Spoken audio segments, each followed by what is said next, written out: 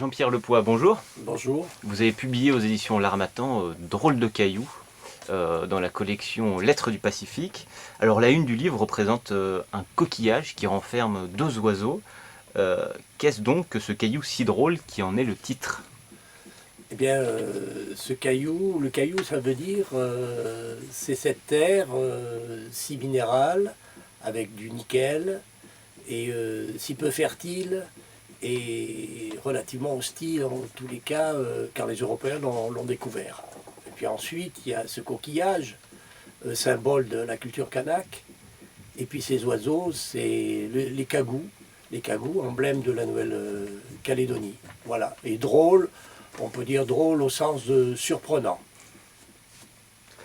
Alors vous dédiez le livre à votre fils, et vous allez même au-delà, puisqu'il est présent tout au long de votre périple. Pour quelle raison? Eh bien, il est revenu jeune de notre expérience sur le caillou, et il n'en est jamais véritablement revenu, si on peut dire. Et donc je voulais lui transmettre tout ce qu'il y avait à voir sans l'idéaliser, mais en lui apprenant vraisemblablement un certain nombre de choses. Alors justement, au-delà du récit qui fait part de vos rencontres, il y a aussi des témoignages qui ponctuent cet ouvrage. Quel était le but recherché? Par les témoignages, je voulais montrer que dans cette île, il y a des communautés extrêmement diverses.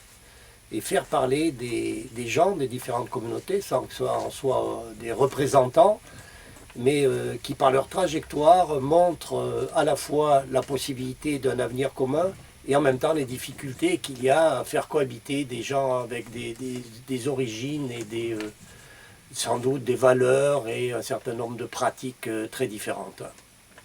Alors vous l'avez mentionné déjà dans cette interview, mais vous insistez dans votre présentation sur l'intérêt que vous portez à la communauté kanak.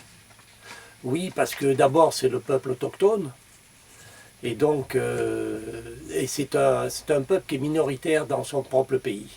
C'est quand même pas ordinaire.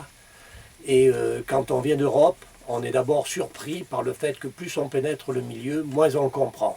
C'est d'une complexité incroyable, et en même temps c'est extrêmement attirant, puisque bien sûr on va découvrir un univers absolument différent du nôtre, au point tel que même les Kanaks eux-mêmes ont eu du mal à se représenter aux yeux des autres communautés, tellement ils avaient été spoliés, rejetés et enfermés dans leur propre culture. Donc ça valait le coup d'aller fouiner un peu là-dedans pour savoir ce que c'était vraiment.